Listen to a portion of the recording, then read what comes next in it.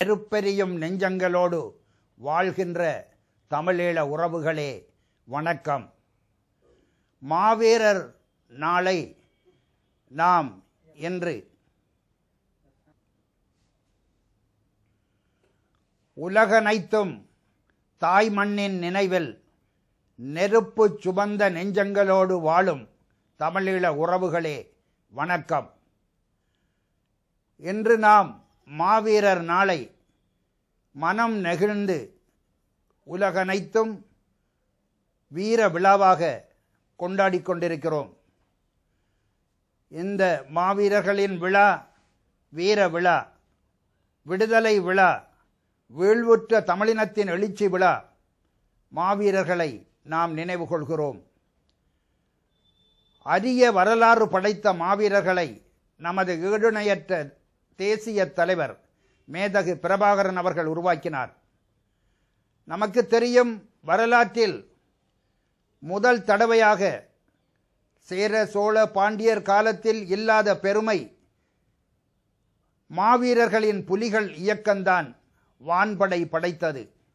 சேரனுக்கும் சோழனுக்கும் பாண்டியனுக்கும் தரைப்படை இருந்தது, கடற்படை இருந்தது. மாவீரர்களின் இயக்கம்தான் வான்படை கண்டது. தலைவர் பிரபாகரன் அந்த இயக்கத்தை உருவாக்கினார். முதல் தடவையாக தமிழ் பெண் துப்பாக்கி ஏந்தி களத்தில் இறங்கிய போர்க்களத்தை மாவீரர்களின் காலத்தில் கண்டோம். முன்பெல்லாம் மகனுக்கு எண்ணெய் தடவி தலைவாரி களத்துக்கு அனுப்பிய தாயை பார்த்தோம் சங்ககாலம். ஆனால் தலைவர் பிரபாகரன் காலத்தில் தாயே பெண்ணே களத்தில் முதல் தடவை தமிழ் பெண் உலா வந்தாள். மாவீரர்கள் வரலாறு படைத்தார்கள். நமக்கு தெரியும், உலக விடுதலையாளர்களின் வரலாற்றில் முதல் தடவை, கடைசி தடவை என்று கூட சொல்வேன், இப்போது இல்லை, இனியும் இருக்குமோ தெரியவில்லை, கழுத்தில் நஞ்சணிந்து களமாடிய ஒரே விடுதலை இயக்கம் விடுதலை புலிகளின் இயக்கம், மாவீரர்களின் இயக்கம் என்பதை நாம் மறந்துவிடக்கூடாது. மாவீரர்கள் வரலாறு படைத்தார்கள், வரலாறு படைத்தார்கள். முள்ளிவாய்க்காலில் கூட என்ன நடந்தது? 20 நாடுகள், 20 அரசுகள். இதுவரையில் உலக விடுதலை போராட்டங்கள் எதிலும் நிகழாத ஒரு வரலாற்று நிகழ்வு. 20 நாடுகளை, அரசுகளை மாவீரர்கள், அவர்களுடைய புலிகள் இயக்கம் போர்க்களத்தில் எதிர்கொண்டது. பிரபாகரன் வரலாறு படைத்தார். மாவீரர்களின் நாள் அவர்களுடைய வீரம் மிக்க, விடுதலை உணர்வு மிக்க, மானம் மிக்க, மண்பற்று மிக்க, அந்த எழுச்சி மிக்க வாழ்க்கையை பதிவு செய்கிற நாள், நினைவு கொள்கிற நாள், மாவீரர் நாள். உலகனைத்தும் என்று நாம் அந்த நாளை கொண்டாடுகிறோம். இன்று இலங்கையில் அரசு அந்த மண்ணில் அமைதி திரும்பி விட்டது, போர் முடிந்து விட்டது என்று சொல்கிறது.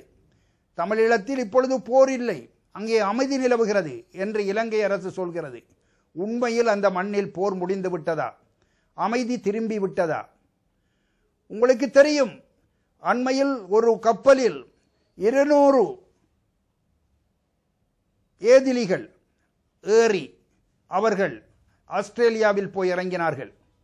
தமிழீழ ஏதிலிகள் இன்னொரு கப்பலில் 500 பேர் ஏறி கனடாவில் போய் இறங்கினார்கள்.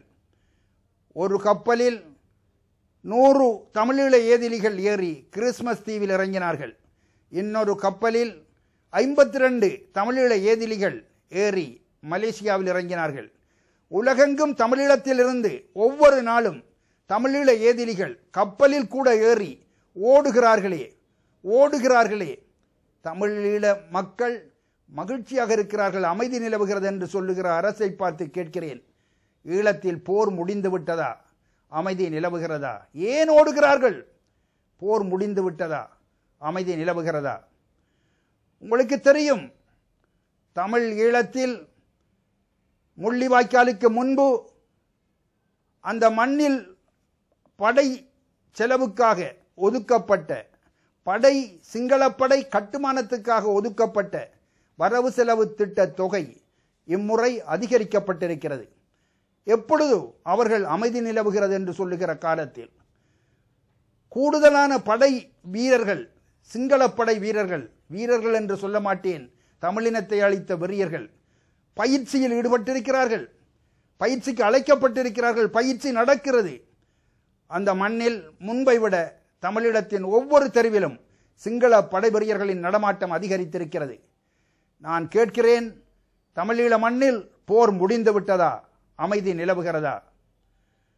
இதுவரை பக்கத்தில் இருக்கிற இந்திய நாட்டிலிருந்து இதழியலாளர்கள், மனித நேய ஆர்வலர்கள் அந்த மண்ணுக்கு செல்ல முடியவில்லை. இதுவரை உலக நாடுகளின் மனித உரிமையாளர்கள், அரசியலாளர்கள் அந்த மண்ணுக்கு செல்ல முடியவில்லை. இதுவரை ஐக்கிய நாடுகள் மன்றத்தின் பார்வையாளர்கள் ஈழ மண்ணுக்கு செல்ல முடியவில்லை.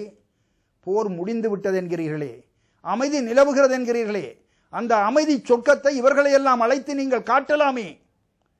வந்து பாருங்கள், ஈழம் அமைதி குலுங்குகிறது என்று காட்டலாமே. இன்றும் யாரையும் அந்த மண்ணில் நுழைய விடாமல் தடுக்கிறீர்களே. தமிழீழத்தில் போர் முடிந்து விட்டதா? அமைதி திரும்பி விட்டதா? அந்த மண்ணில் இன்று போர்க்காலத்தில் இருந்ததை விட கூடிய கொடுமைகள் நிகழ்த்தப்படுகின்றன. உலகமெங்கும் இதை செய் அதை செய் என்று சொல்லிக் கொண்டிருந்தாலும் சிங்கள அரசு தான் நினைத்ததை செய்கிற ஒரு சூழலை அந்த மண்ணில் பார்க்கிறோம்.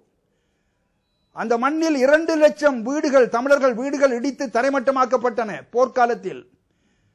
அண்மையில் சென்ற வாரம் தமிழ்நாட்டுக்கு வருகை தந்த யுஎன்பி கட்சியின் முன்னாள் அமைச்சர் ஜெயவர்தனா அவர் சென்னையில் ஒரு வாரத்துக்கு முன்பு நேர்காணல் ஒன்றில் சொன்னார், தமிழீழத்தில் முள்வேலி முகாம்களில் தள்ளப்பட்ட யாரும் இன்னும் அவர்கள் ஊர்களுக்கு திரும்பவில்லை, அவர்களுக்கு வீடு இல்லை, நான் கண்களால் பார்த்தேன், மரங்களின் கீழே தூங்குகிறார்கள்.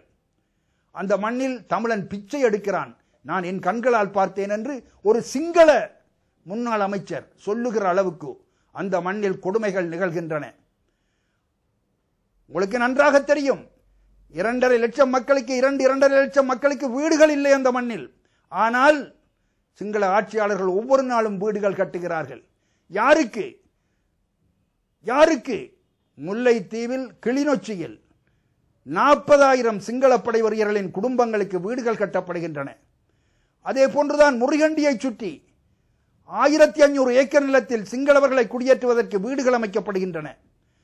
அதே போன்றுதான் தமிழீழத்தில் பார்க்கின்ற இடமெல்லாம் சிங்கள மக்களுக்கு குடியிருப்பு வீடுகள் கட்டப்படுகின்றன, எழுப்பப்படுகின்றன. யாருக்கு வீடுகள் கட்டி கொடுக்கிறார்கள்? அடி வாங்கியவர்களுக்கு, வீடுகள் இல்லாமல் தெருக்களில் கிடக்கிறவர்களுக்கு, படுக்க இடமில்லாமல் மரங்களின் கீழே சுருள்கிறவர்களுக்கு, அவர்களுக்கு வீடு இல்லை.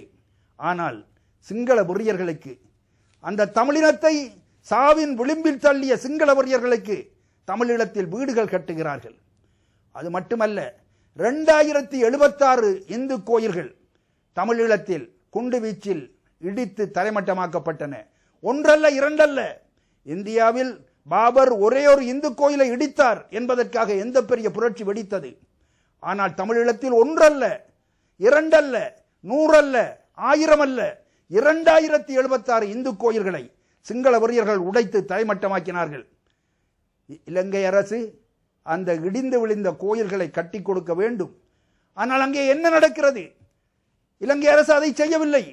ஒவ்வொரு இந்து கோயிலுக்கு முன்னாலும் அதை மிஞ்சி வானை தொடுகிற புத்த விகாரங்கள் எழுப்பப்படுகின்றன. மிகப்பெரிய செலவில்.